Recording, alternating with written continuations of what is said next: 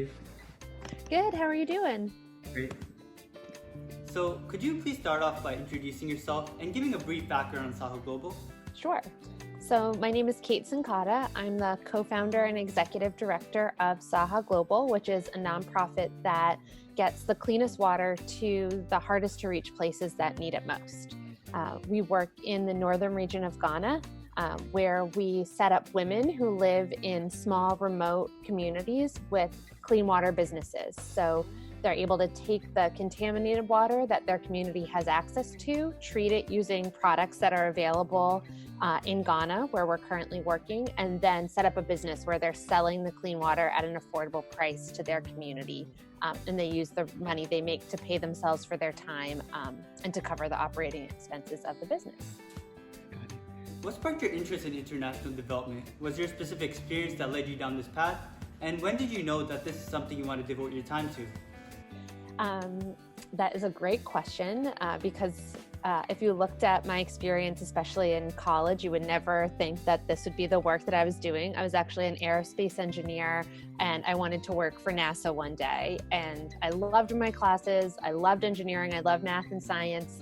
And then during my second year in undergrad at the University of Virginia, on a total whim, other plans had fallen through. I went on a service trip over spring break to Nicaragua with some of my friends.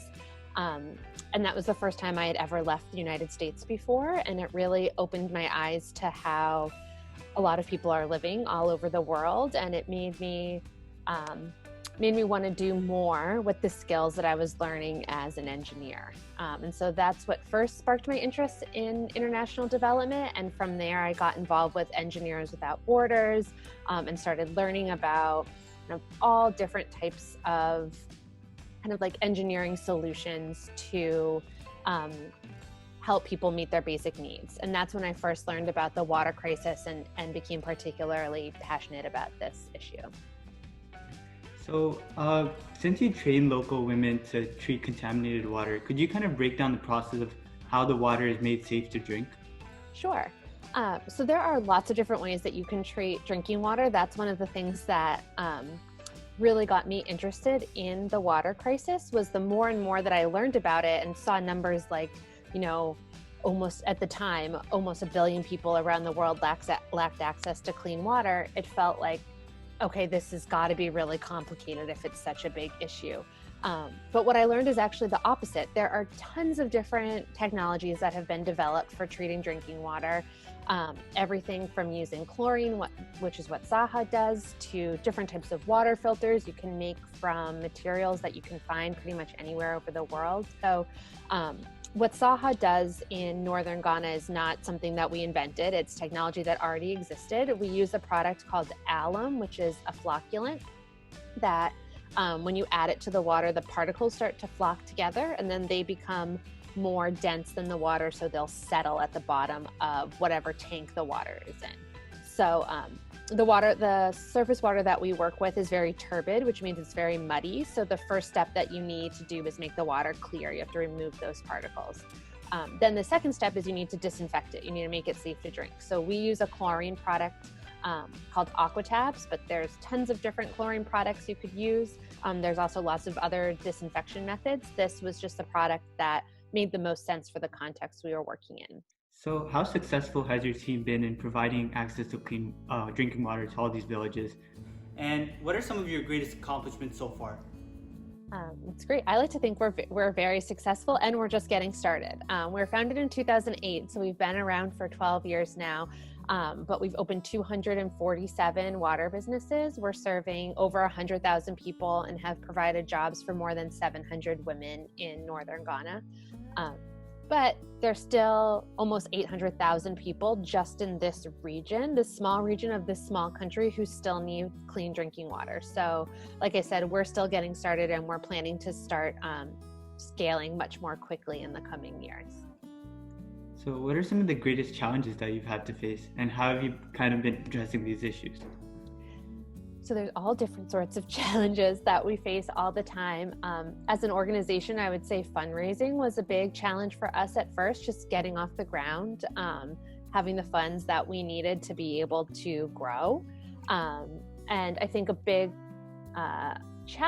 one of the big reasons for that is most of our donors are in the United States and have never been to Ghana, never been to Northern Region Ghana. So getting people to care about this issue in a significant way so that they contribute to our cause and continue to contribute year after year was something that we had to learn to do. And eventually we were able to find some great foundation partners who fund us through grants. And once we were able to find those partners is when we were really able to grow and increase our impact much more quickly. And then in our actual work in Ghana, there's so many different challenges from just the difficult situations where we work. Like we work in very remote communities. So for instance, during the rainy season, the roads can get washed up and it can be weeks before we can even get out to a community and check and see how they're doing, to like social and cultural problems that can come up in the community. And ultimately the way we've been able to overcome a lot of those challenges is to grow our local teams. So we have 65 employees at this point, and 63 of them are Ghanaian. Got it. So what are your future plans? What do you have lined up now? Well, like most organizations, COVID kind of threw a wrench in our plans for this year. So we're in the second year of a 3-year like major scaling plan. And so we had some big goals. Up until 2019, we usually only opened about 20 new water businesses a year. In 2019, we opened 70. And for 2020, we had planned to open 127. But those efforts got put on pause because of COVID, and just really wanting to make sure that our team and our partner community stay safe. And so we decided to pause and opening any new businesses for 2020 and instead really focus on making sure our 247 businesses are able to best serve the communities that they're in, since water is so essential all the time, but especially essential during a global pandemic. But then we hope to be able to get back on track with our growth. We are set up really well for that. We have all the foundation in place. And so as soon as it's safe to do so, we plan to continue our growth plan. So I actually ended up watching your TED Talk. It was really interesting. Oh, cool. Do you want to maybe share like a short experience or like something unique about your career path? Is there some aspect of this job that you can't find anywhere else? Sure. I think the thing that gets me the most excited, as an engineer, I realized what drew me to engineering is really the excitement of problem solving, of having to think on your feet, of having to think analytically. And so, especially when we were starting Saha in those first, let's say, 5 years, every day there was a new challenge, from whether it's the car breaking down on the way to the community and figuring out how we're going to get there, what we're going to do, and where our supplies going to be, to figuring out, how to build our team, where our office was going to be, how to navigate just such a different environment from what I was used to. And so I think that's what's really unique about my job now. And now, even though I'm not the one in the field every day, because we have our amazing Ghanaian team, it's looking at, we get to problem solve as a whole organization. Like, how do we grow from 5 people to 65 people in 3 years? Like, I wouldn't have thought that was a kind of an engineering problem before. That would have seemed more like, a business problem. But truly, if you're looking at everything through the lens of like analytical thinking and problem solving, it gets me just as excited as aerospace engineering used to be, or fundraising. How are we going to double our budget in the next 3 years? Who are we going to reach out to? How are we going to talk about what we do in a way that gets people excited? And I think I look at all of that with kind of the engineering mindset. And that's what's gotten me, excited about this job. So what are some of the key takeaways you had from this overall experience? Has it changed your perspectives in any way? Yes, it has changed my perspectives in a million different ways. I'm trying to think of what the key takeaways are. I guess my biggest takeaway is that when your customers tell you something, to listen. The way that we interact with our partner communities is we really view the opening of a water business the start of our relationship with that community, not the end. And the bulk of our work comes in the 10 years after the water business is open, both in mentoring and supporting the entrepreneurs who are running the business, but also working with the community about basically how to get as many people drinking clean water, as much as possible, and identifying the barriers that stop people from choosing to drink clean water for their family.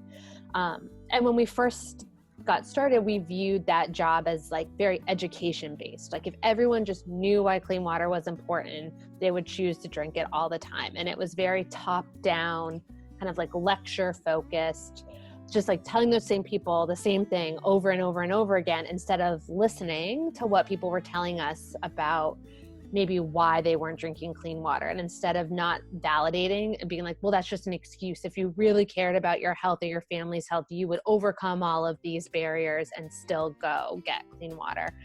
And now we look at it much differently. We know the people that we work with lead extremely difficult lives. Most of them are farmers living on less than $2 a day with huge families to take care of. And so we need to it's our job to make this decision easy. And generally when people are all telling us the same thing, that means that we're doing something wrong, not that they're doing something wrong. And so we've really changed the way that we interact with our communities. First of all, just thinking of people as customers and not beneficiaries, and taking their feedback. And if something's not working, realizing that it's probably something that we're doing, and to design to meet the needs of our customers. Awesome. So do you have any last words? Is there something else you would like to share? I don't know. Just if you want to learn more about Saha, you can check us out at sahaglobal.org. We're always happy to have people come learn about what we do. And it only costs us $13 to bring clean water to one new person. So literally every single dollar makes a huge difference. So we'd love anyone's support. Thank you so much, Kate. It's truly incredible the amount of lives you're changing through this awesome initiative. Yeah, thank you. It was so nice to talk to you. Same here. Sounds great. Thank you. Bye. Bye.